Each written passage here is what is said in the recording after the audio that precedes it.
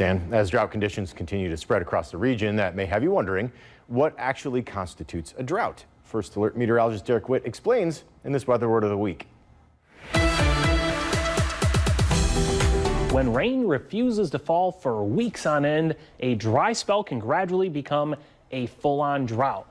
But what do meteorologists and other scientists look for to confirm it's actually a drought? The National Weather Service defines a drought as a deficiency of moisture that results in adverse impacts on people, animals, or vegetation over a sizable area. Meanwhile, the American Meteorological Society defines it as a period of abnormally dry weather sufficiently long enough to cause a serious hydrological imbalance.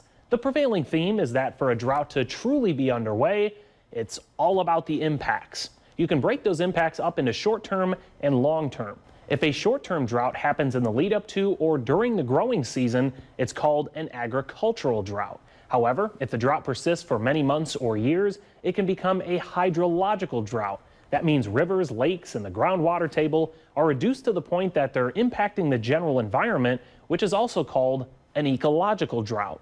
Furthermore, a socioeconomic drought is when low water levels impact shipping, power production at hydroelectric dams, or even the drinking water supply for people.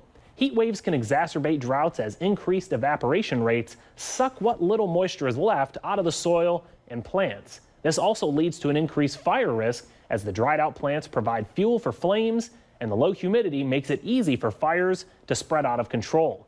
Air quality can also be reduced during droughts as there's more dust floating around. Because different parts of the United States receive different amounts of rainfall throughout the year, the baseline of a drought varies from location to location. Here in Northwest Ohio and Southeast Michigan, it generally takes several weeks or months of below normal rainfall before we actually get into drought conditions. However, sometimes a flash drought can occur when little to no rain falls for weeks on end, and that speeds up the onset of those drought impacts. With this Weather Word of the Week, I'm Derek Witt. Hey, we're